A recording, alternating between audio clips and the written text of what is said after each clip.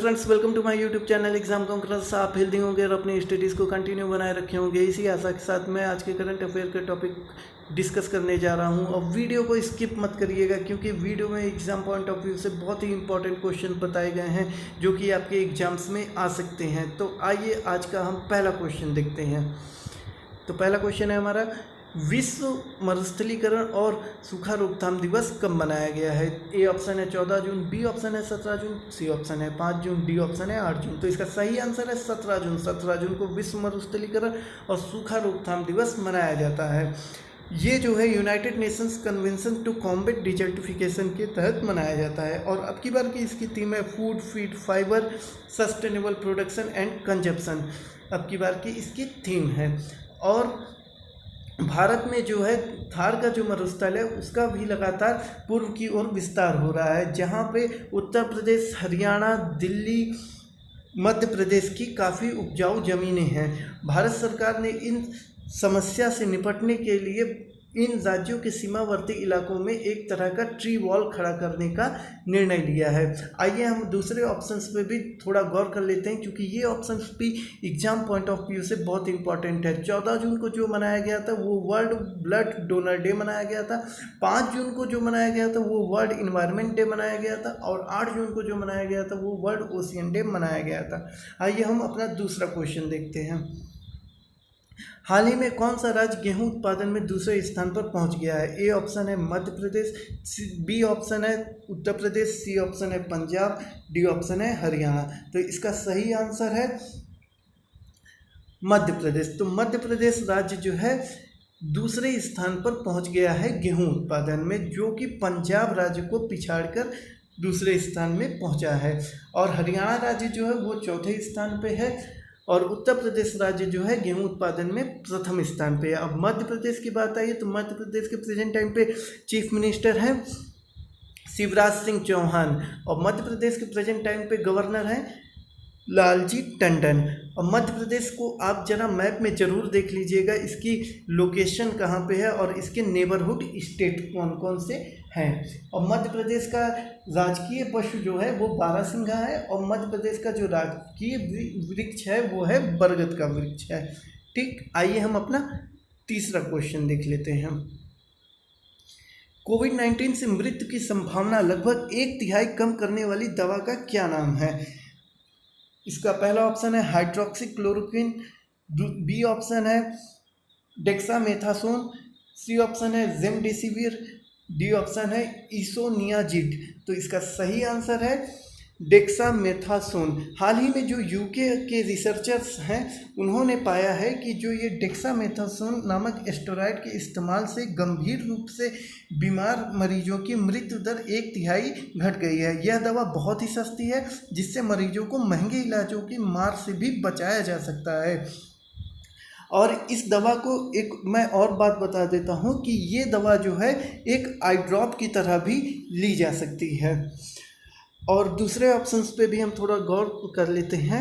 Hydroxychloroquine दवा काफ़ी ज़्यादा फेमस में थी और ये दवा खास तौर पे मलेरिया के इलाज में इस्तेमाल की जाती है, लेकिन इसको कोविड-19 के इलाज में भी इस्तेमाल में लिया गया था। रेमडेसिविर और हाइड्रोक्सीक्लोरोक्विन का जो कॉम्बिनेशन बना के यूज किया जाता है कोविड-19 के इलाज में। और इसोनियाजिड जो है वो टीबी के इलाज में प्रयोग किया जाता है। अब बात आई है यूके की, तो एक फैक्ट यहाँ पे समझना बहुत ही इम्पोर्टेंट है। अगर हम ग्रेट ब्रिटेन, यूके और ब्रिटिश आइसलैंड में डिफरेंस करना चाहें तो कैसे करेंगे और ये क्या होते हैं, आइए देखते हैं। जब स्कॉटलैंड, इंग्लैंड और वेल्स को मिलाते हैं तो आपका क्या बन जाता है? ग्रेट ब्रिटेन बन जाता है। और जब ग्रेट ब्रिटेन के साथ आप नॉर्दर्न आयरलैंड को मिला देंगे तो आपका बन जाएगा यूनाइटेड किंगडम बन जाएगा। और जब यूनाइटेड किंगडम को आप रिपब्लिक ऑफ आयरलैंड के साथ मिला देते हैं तो वो बन जाता है आपका पूरा ब्रिटिश आइसलैंड बन जाता है। ठीक, यानी कि ब्रिटिश द्वीप समूह बन जाता है। इससे एग्जाम में काफ़ी क्वेश्चंस पूछ सकते हैं, तो इसको जरूर ध्यान में रखिएगा। आइए हम चौथा क्वेश्चन देख लेते हैं। विश्व प्रतिस्पर्धा सूचकांक में भारत का कौन सा स्थान है? तो इसके ऑप्शंस हैं 43 पहला ऑप्शन है, बी ऑप्शन है 129, सी ऑप्शन है 142, डी ऑप्शन है 168।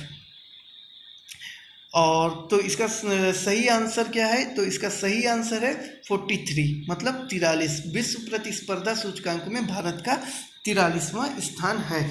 ये जो है इंस्टीट्यूट फॉर मैनेजमेंट डेवलपमेंट के द्वारा जो है जारी की जाती है, और इसमें जो है कुल 63 देश रहते हैं, मतलब 63 कंट्रीज रहती हैं।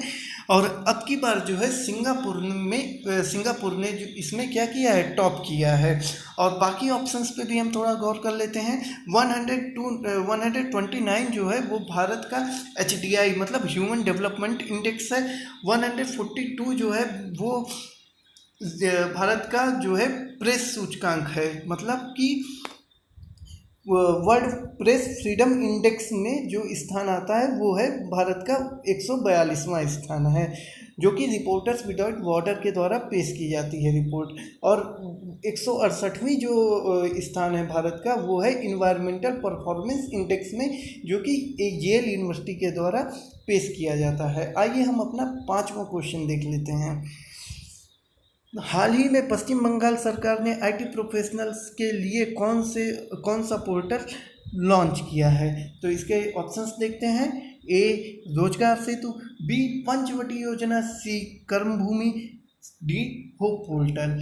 तो इसका सही आंसर है कर्मभूमि योजना। हाल ही में जो पश्चिम बंगाल की सरकार है, यानी कि जो यहाँ की चीफ मिनिस्टर ममता बनर्जी जी हैं, उन्होंने अपने राज्य में जो IT प्रोफेशनल्स बाहर से आए हैं कोविड-19 के कारण, इनके राज्य में जो आए हैं उनको काम देने के लिए कर्मभूमि पोर्टल की लॉन्चिंग की है, जहां पे ये IT प्रोफेशनल जाके रोजगार पा सकते हैं।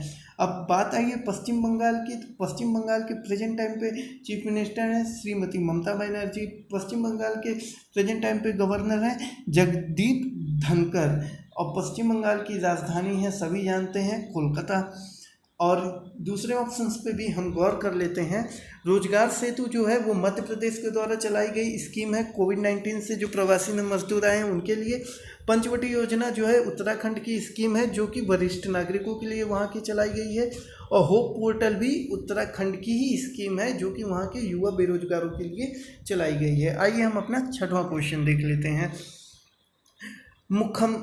मुखम्मिद कल्लई अबिलगा जीव हाल ही में प्रधानमंत्री पद से इस्तीफा दे दिए हैं। ये किस देश के थे? ए ऑप्शन है तजाकिस्तान, बी ऑप्शन है किर्गिस्तान, सी ऑप्शन है अफगानिस्तान, डी ऑप्शन है मंगोलिया। तो इसका सही आंसर है किर्गिस्तान। तो मुखम्मिद कल्लई अबिलगा जीव जो हैं हाल ही में प्रधानमंत्री पद से इस्तीफा दे दिए हैं, जो कि किर्गिस्तान के प्रधानमंत्री थे। अब किर्गिस्तान की बात आई है तो किर्गिस्तान को आप पहले ब्लू मैप में देख लीजिए इंडिया के रिस्पेक्ट में, फिर किर्गिस्तान को आप जो है येलो वाले मैप में देख लीजिए कि उसके आसपास कौन कौन सी कंट्रीज हैं। और किर्गिस्तान की जो कैपिटल है वो है बिश्केक, और किर्गिस्तान की जो करेंसी है वो है किर्गिस्तानी सोम। और दूसरे ऑप्शंस पे भी हम गौर कर लेते हैं। जो तजाकिस्तान है, तजाकिस्तान की कैपिटल है दुशांबे, और तजाकिस्तान की करेंसी है सोमानी। और अफगानिस्तान की जो कैपिटल है वो है काबुल, और अफगानिस्तान की जो करेंसी है वो है अफगानी। और मंगोलिया की जो कैपिटल है वो है उलान बटोर, और मंगोलिया की जो करेंसी है वो है मंगोलियन टोग रोग। ठीक, आइए हम अपना 7वां क्वेश्चन देख लेते हैं। भारत का विश्व में प्रत्यक्ष विदेशी निवेश पाने में कौन सा स्थान है? ए ऑप्शन है 9वां, बी ऑप्शन है 63वां, सी ऑप्शन है 112वां, और डी ऑप्शन है 103वां। तो इसका सही आंसर है दोस्तों 9वां स्थान है। हाल ही में अंकटाड मतलब कि UN conference on trade and development ने अपनी एक रिपोर्ट पेश की है, जिसमें प्रत्यक्ष विदेशी निवेश मतलब फॉरेन डायरेक्ट इन्वेस्टमेंट में भारत ने 51 बिलियन डॉलर का इन्वेस्टमेंट पाया है, जिसमें और उसका जो है 9वां स्थान है। और इसकी जो रिपोर्ट आई है उसमें जो पहले स्थान पे है वो है अमेरिका, जिसने 251 बिलियन डॉलर का निवेश पाया है अपने राज्य में। दूसरे ऑप्शंस पे भी हम देख लेते हैं, क्योंकि ये ऑप्शंस भी एग्जाम पॉइंट ऑफ व्यू से बहुत ही इंपॉर्टेंट है। तो 63वां स्थान जो है भारत का वो ईज ऑफ डूइंग बिजनेस में है, और 112वां स्थान है भारत का ग्लोबल जेंडर गैप इंडेक्स में है, और 103वां स्थान है भारत का वर्ल्ड ग्लोबल हंगर इंडेक्स में है। आइए हम अपना 8वां क्वेश्चन देख लेते हैं। लट्टू मीडिया हाल ही में किस क्षेत्र से संबंधित है? ए ऑप्शन है इसका शिक्षा, बी ऑप्शन है इसका रक्षा, सी ऑप्शन है इसका मीडिया, डी ऑप्शन है इसका निवेश। तो इसका सही आंसर है दोस्तों शिक्षा। लट्टू मीडिया हाल ही में एक ऑनलाइन प्लेटफॉर्म चलाया गया है, एक युवा द्वारा, जो कि जिसने जो है स्टार्टअप के थ्रू ये प्रोग्राम चलाया है, ऑनलाइन प्रोग्राम जो कि शिक्षा से संबंधित है। और इसमें काफ़ी बड़ी कंपनी जिसका आप लोगों ने नाम जरूर ही सुना होगा, भारती एयरटेल ने इसमें निवेश किया है, इसीलिए ये काफ़ी ज़्यादा इस समय चर्चा में बनी हुई है। आइए हम कुछ वन लाइनर भी देख लेते हैं जो कि बहुत ही इम्पोर्टेंट है। खेलो इंडिया योजना के तहत 8 राज्यों में किस खेल सुविधा केंद्र की स्थापना की जाएगी? तो इसका आंसर है किससे, मतलब KISCE, मतलब खेलो India state centres of excellence की स्थापना की जाएगी 8 राज्यों में खेल सुविधाओं को बढ़ाने के लिए। और खेलों की बात आई है तो आपको खेलों के यानी कि स्पोर्ट्स मिनिस्टर का नाम जरूर पता होना चाहिए, तो उनका नाम है किरण रिजिजू। ठीक, आइए दूसरा वन लाइनर देख लेते हैं। चौथे एशियन पैरा ओलंपिक खेलों का आयोजन 2021 में होगा, और वो होगा कहाँ पे? वो होगा अब बहरीन में। हाल ही में पैरा ओलंपिक खेलों के जो आयोजक लोग रहते हैं उन्होंने ये निर्णय लिया है कि कोविड-19 की समस्या के कारण जो 2020 में एशियन पैरा ओलंपिक खेलों का आयोजन होने वाला था उसे अब बढ़ाकर 2021 कर दिया गया है, जो कि बहरीन में होना है। तो दोस्तों इसी के साथ आज के बहुत ही इम्पोर्टेंट करंट अफेयर के टॉपिक का वीडियो समाप्त होता है। इसी तरह के और भी वीडियोस मैं लाता रहूँगा, और भी अलग अलग टॉपिक्स पे भी मैं वीडियो बनाने की कोशिश करूँगा। तो प्लीज़ चैनल को लाइक, शेयर और सब्सक्राइब जरूर करिएगा, ताकि मैं प्रोत्साहित हो सकूं ऐसे ही और वीडियोस बनाने के लिए। और आप जो है लेटेस्ट वीडियोस की नोटिफिकेशंस पाने के लिए बेल आइकॉन को प्रेस करना मत भूलिएगा सब्सक्राइब करने के बाद। तो यहीं पे वीडियो को समाप्त करते हैं।